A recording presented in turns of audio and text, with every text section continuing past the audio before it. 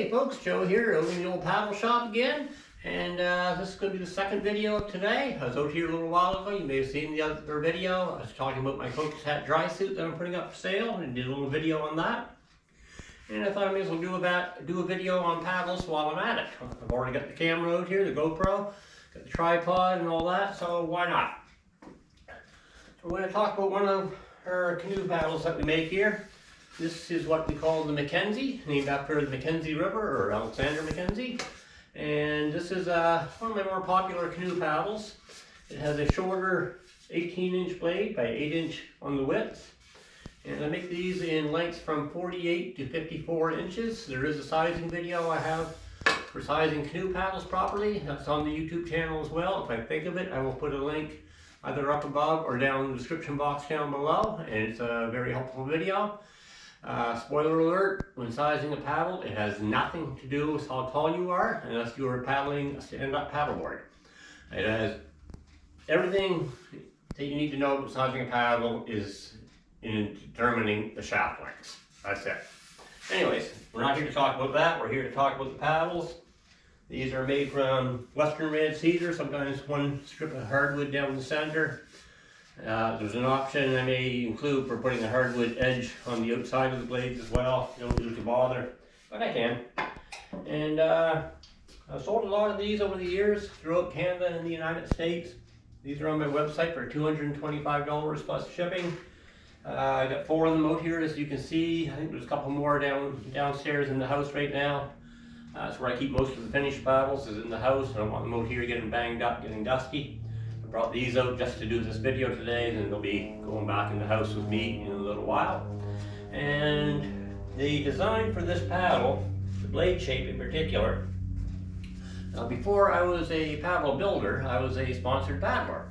Back in 2004, as some of you may know, I did a solo cross-Canada canoe trip. It was about a 6,000 kilometer trip that I ended up doing, and Zavro paddles, so to the US.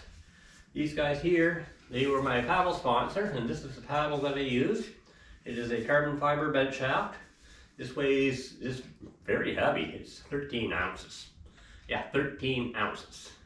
My wooden paddles are going to be a little more than that, of course, but 13 ounces, and this is considered their heavyweight, heavy-duty whitewater paddle. Their ultralight racing paddles come in as low as about 6.5 ounces. This one at 13, feather light, served me very well for the trip across Canada. I was doing 50, 60 kilometer days, no problem. And the blade shape was excellent. Good speed, not too hard on the body. You're able to paddle shallow water as well as deep. There's a reason why this is the #1 paddle for marathon canoe racers.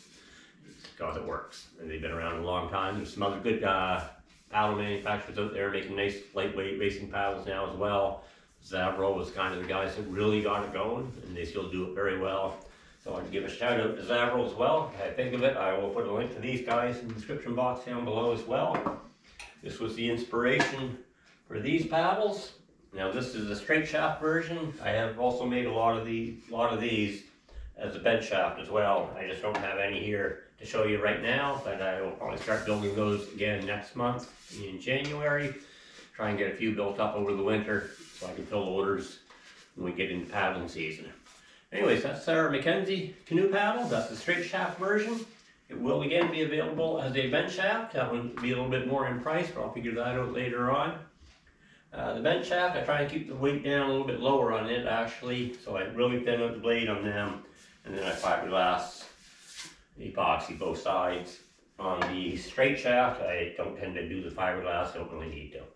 Anyways, that's an overview on the Mackenzie paddle, the straight shaft, and I'm going to get this video edited and get it posted, and we will talk to all you fine folks on the internet a little bit later. If you have any questions on the paddle, you can email me. You can pop on my website, joeopaddles.com, contact me through that, or you can leave a comment in the comments down below, or find me on Facebook on my Joe O Paddles page.